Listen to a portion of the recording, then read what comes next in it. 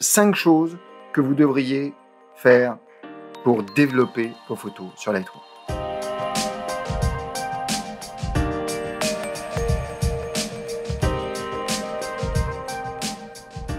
Ce que vous devriez faire sur Lightroom, c'est commencer par les profils colorimétriques. Personnellement, moi, je commence à développer mes photos une fois que j'ai fait une première sélection. Si vous shootez en RAW, votre fichier RAW, votre fichier brut, contient le profil colorimétrique ou plusieurs profils colorimétriques de votre appareil photo. Si vous shootez en JPEG, vous appliquez un profil colorimétrique de votre appareil pour la création du JPEG. Si vous développez vos RAW et que vous ne commencez pas par appliquer un profil colorimétrique, mais c'est comme si vous vous donniez 2 heures de travail avant d'arriver à un équilibre à peu près cohérent. Si vous trouvez que vos fichiers, vous shootez en RAW et que vous trouvez que vos fichiers sont un peu fadasses ou ont des couleurs passées, ne sont pas exactement contrastés comme vous l'avez vu sur votre écran quand vous avez pris la photo, et ben c'est normal, parce que sur votre écran, c'est un JPEG qu'on vous montre avec un profil colorimétrique. Sur votre appareil, vous pouvez transformer, vous pouvez modifier vos profils colorimétriques. Donc si vous shootez en JPEG, bah, modifiez votre profil colorimétrique sur votre appareil pour avoir des photos un petit peu plus contrastées, un petit peu plus comme vous les aimez en fait. Voilà, donc profil colorimétrique les amis, c'est vraiment, quand on shoot en RAW, c'est le premier truc qu'on fait. Ça, c'est le fichier brut. Vos réglages de base quand vous arrivez sur votre développement. Là, vous voyez profil Adobe Couleur. C'est un profil neutre qu'il applique à tous les fichiers RAW, par défaut. Si vous n'appliquez pas de profil colorimétrique, mais c'est une tannée. C'est-à-dire que pour gérer les couleurs, les équilibres de couleurs, enfin moi, ne faites pas ça, quoi. Commencez par un profil colorimétrique qui vous intéresse, qui a un équilibre de couleurs et un style qui vous plaît, et ensuite, vous modifiez dans la direction qui vous intéresse. Regardez les profils colorimétriques de mon appareil, de mon fabricant, Sony en l'occurrence sur cette photo. Caméra matching. Donc là, eh ben, je vais retrouver clair, éclatant, effacé, neutre, paysage, portrait, profond, standard, monochrome, qui sont des profils colorimétriques du fabricant. Adobe Lightroom vous propose quantité de profils colorimétriques de base. Les premières fois, passez une demi-heure sur quelques photos que vous aimez bien à vous anciennes, à explorer les profils colorimétriques d'Adobe et mettez dans vos favoris les 2-3 qui vous intéressent. Je sais que le Modern 1, il a des contrastes. Ah, super. Ah, mais voilà, profil colorimétrique. Là, j'ai plus à toucher à la photo. Je me fais chier avec des pré-réglages, des presets et bon. Mais là, Modern 1, c'est bon, ma photo est bonne. Merci, au revoir. Donc, vous voyez, il y a aussi des cas de figure où ça suffit le profil colorimétrique. Si on a bien bossé à la prise de vue, voilà. Petit tips sur les pré-réglages maintenant, vous avez la possibilité de ne pas les mettre à 100%. Hein, regardez, ça c'est assez récent. Hein. Vous avez une petite réglette. Ah ouais, j'aime bien ce pré-réglage, mais je trouve qu'il en a trop mis. Le mec ou vous n'en mettez que 80% ou 50%. C'est vraiment un moyen d'accélérer son développement de manière assez radicale. Le recadrage. Parlons du recadrage, les amis. Je vais vous dire un truc, j'ai jamais vu des ayatollahs du recadrage. Alors moi, le seul grand photographe que j'ai entendu dire « S'il vous plaît, ne recadrez pas mes photos à ses éditeurs », c'est Henri Cartier-Bresson. Il voulait pas qu'on transforme la photo qu'il avait faite parce que c'était son point de vue de journaliste. Et après, moi je sais qu'il y a un moment dans mes années où je dis « Bah là, t'as trop recadré ». Et où je m'interdis de trop recadrer, ce qui est stupide. Si la photo est meilleure, on va dire, il y a un moment où ça finit par dégrader quand même la qualité de l'image. Avec l'expérience, on a tendance à moins recadrer, à être meilleur à la prise de vue, d'une part, et puis deux, à être intelligemment paresseux et à se donner moins de travail à l'édition. Mais en réalité, le travail d'édition, si je vois une meilleure photo dans une de mes photos, aucun problème. On a besoin de 8 millions de pixels pour faire une photo, pour faire un grand tirage. Donc, il n'y a pas un appareil aujourd'hui qui a moins de 24 millions de pixels, donc vous pouvez recadrer, il n'y a aucun problème. Je vais vous montrer une photo de Arnold Newman. Le portrait d'Igor Stravinsky par Arnold Newman. Ah, c'est une photo que je trouve incroyable, non recadrée. C'est un très beau portrait, mais c'est pas la même photo. Alors, Elliott Erwitt, ouais, cette photo extraordinaire, très connue d'Elliott Erwitt. Je vous ai mis toute la planche contact. Donc vous avez en plus, là, toute la séquence de prise de vue où il s'approche, il voit le chien. C'est pas un moment pris sur le vif. Elle fait quoi? Elle met sa main comme ça parce elle dit à son chien, regarde le photographe. Il prend sa photo très large, mais lui, au recadrage, il le voit la photo là où il y a la ligne de fuite, pas la main du coup qui donne l'interaction avec le chien. Ça donne l'impression que c'est naturel. Hein? C'est très difficile comme les enfants, les chiens. Les chiens sont comme les enfants. À la prise de vue pour les photographes. C'est très difficile. Ça bouge tout le temps. Si vous n'avez pas d'enfant, prenez un chien. Hein? Leur cadrage, il est... Si je reste sur le même format, ici. D'accord? Voilà.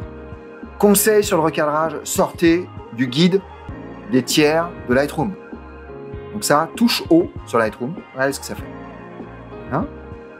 D'autres équilibres. Il n'y a aucune règle. Ce sont des techniques, c'est une manière de trouver un équilibre sur sa photo. D'accord? Donc il n'y en a pas un qui est meilleur que l'autre. Ça dépend de la photo. Donc là, bah oui, bon, en pratique, je suis sur les tiers. Je suis sur un tiers, mais je suis sur un tiers sur quoi? Sur sa hanche ou sur ses yeux? Donc, je ne sais pas ce que ça veut dire. Je trouve des meilleures dynamiques, personnellement, c'est ma manière de recadrer, avec, vous voyez, il y en a plein, peut-être que c'est sur les symétries, ou, voilà. Hein, donc je touche haut pour, et moi j'aime bien celui-là, hein, qui en plus, regardez, qui me permet d'avoir ici le regard, la diagonale comme ça, et si je veux que ce soit de l'autre côté, comment je fais, Gennaro? Shift haut. Shift haut, haut pour changer de guide, hein, j'appelle ça des guides, je crois que ça s'appelle comme ça, des guides de recadrage. C'était au mois de juillet à New York. C'est une journée à New York entre deux avions. Les deux où j'ai hésité, c'est en fait un peu à gauche, où j'ai le visage et j'ai la main, que j'ai prise avant, littéralement, juste avant, littéralement. Je me rends bien compte que j'en ai, là, avec les deux qui sont là, ça me va pas. Et là, je vais avoir un truc où je vais avoir, et en plus, ça va me permettre de plus attirer l'attention sur là où ce personnage qui peut devenir important. Donc là, ça me fait une scène où j'ai les deux au premier plan, ok, elles sont de dos, ça se chevauche un peu, mais je les fais fermer mon cadre. Ici, j'ai la dame au premier plan, qui est très sombre, mais je peux la récupérer, les ombres suffisent à la récupérer. Et donc voilà, et donc là, j'ai un recadrage qui est très très proche, et vous voyez aussi là que je pense mon équilibre est meilleur pour mon personnage qui est ici. Troisième partie, filtre radial ou pinceau. Vous avez, avec Lightroom moderne, des capacités à identifier le sujet, traiter un sujet, l'exposition sur un sujet, de manière ultra fine. Vous avez des outils d'intelligence artificielle vous sélectionnez des sujets. Apprenez aussi à le faire avec le filtre radial ou le pinceau. Mais je vois ce mec, le musicien je crois, qui change de wagon. Avec son chapeau hyper looké, machin. Donc, moi quand il ouvre la porte, moi je suis assis juste à côté de la porte du truc, j'allume l'appareil, quand je comprends qu'il va traverser, je sais que je vais essayer de faire cette photo. Mais là, la main posée comme ça, c'est une photo que j'adore. Là, moi, je suis en réglage f1.8, je suis au 250e de seconde, qui est mon réglage à l'extérieur. 400 ISO, c'est en intérieur dans le métro, il faudrait que je sois à 1600, 3200 ISO minimum pour avoir un truc. Mais là, j'ai pris comme je le pouvais, quoi. Donc, coup de peau, j'avais une optique qui couvrait un peu, à 1.8.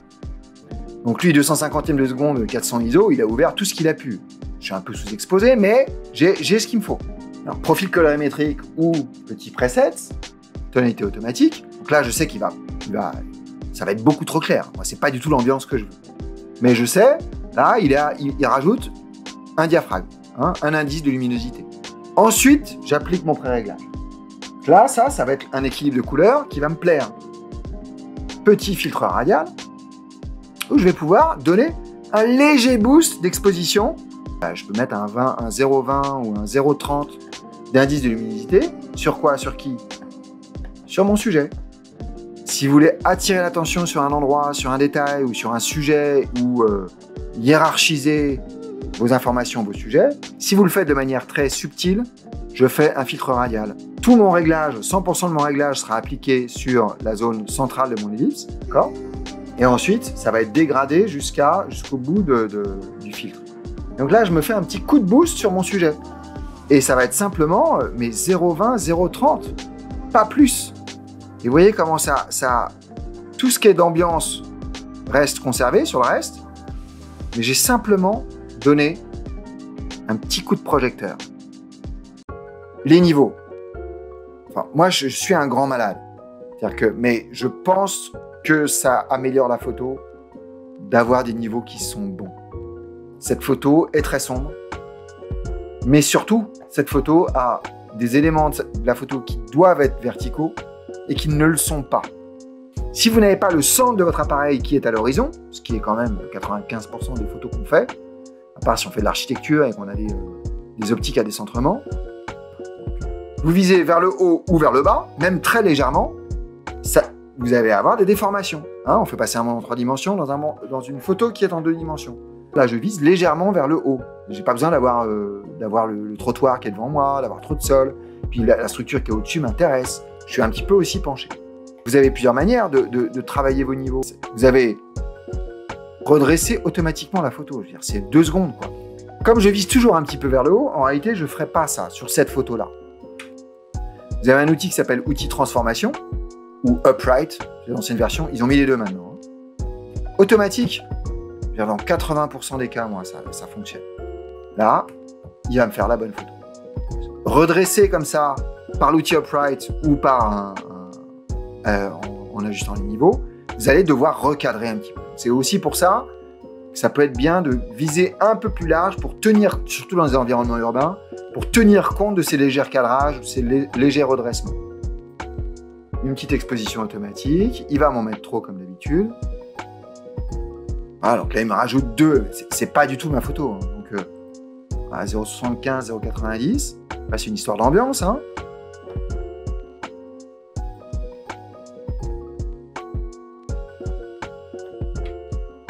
Voilà, et là je suis quasiment à ma photo finale. Le développement en low, ça je sais que c'est peut-être quelque chose qui est trop peu fait.